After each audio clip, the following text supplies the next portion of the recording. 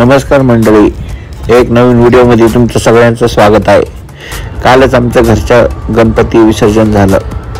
पुण्यातलं विसर्जन बघण्यासाठी आम्ही खूप उत्सुक होतो, पण पुण्यातली गर्दी खूप असल्याने आम्हाला ते करता आलं नाही. त्यामुळे आम्ही आज दुसऱ्या दिवशी नियोजन केले. तसेच नवीन मेट्रो पादचारी पूल हा नुकताच उद्घाटन श्री देवेंद्र फडणवीस यांच्यातर्फे झाला होता. तर याची पण पाहणी करण्यासाठी आम्ही गेलो. खूप भव्य दिव्य हा पूल बनवला आहे. हा पूर्णपणे केबलने बनवलेला पूल आहे. नारायणपेठ ते बालगंधर्व असा या भागात जोडला जातो.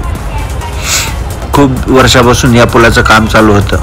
पुणेकरांना माहीतच असेल. तुम्हाला सुद्धा वेळ भेटला तर तुम्ही नक्की जावा. खूप सुंदर पूल आहे.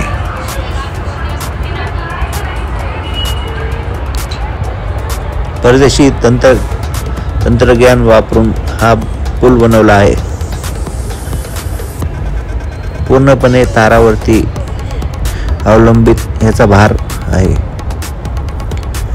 पुण्यातल्या सर्वात प्रसिद्ध ठिकाण बालगंधर्व पासून नारायणपेठेत जोडणारा हा पूल आहे. जर तुम्हाला मेट्रोतून उतरून शनिवारवाडा किंवा पुण्यातल्या पेठ भागात जायचं असेल तर तुम्ही बालगंधर्व इथे उतरून या पुलाने जाऊन पुढे पुणे शहराशी कनेक्ट होऊ शकता. या पुलाची लांबी साधारण 300 मीटर आहे. व विशेष म्हणजे या पुलाच्या नदी प्रवाहात येणारा कुठंच पाया नाही आहे. त्याच्यामुळं नदीच्या प्रवाहाला पाणी कुठं अडत नाही.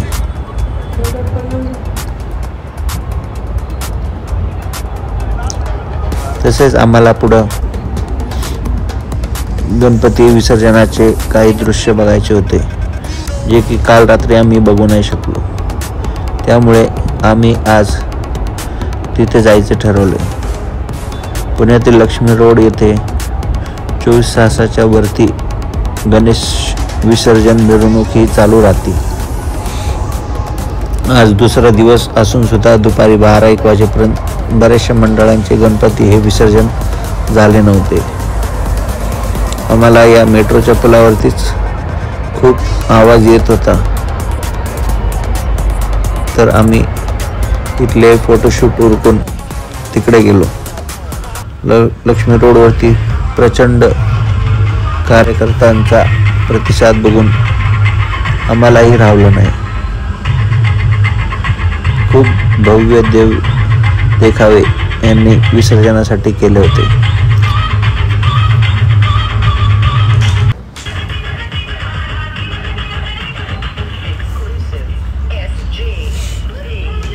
तसेच महाराष्ट्र पोलीस यांचे सुद्धा कौतुक करण्यासारखे आहे. 24 तासाच्या वरती होऊन सुद्धा बरेच पोलीस अजून सुद्धा ऑन ड्युटी होते.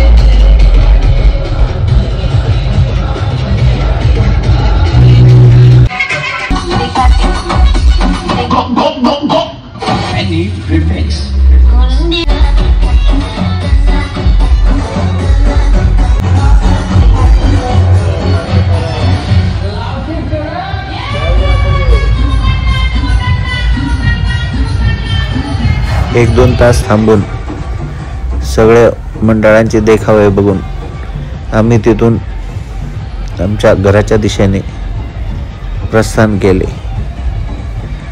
व गणपती बाप्पाला शेवटचं नमस्कार केले. धन्यवाद.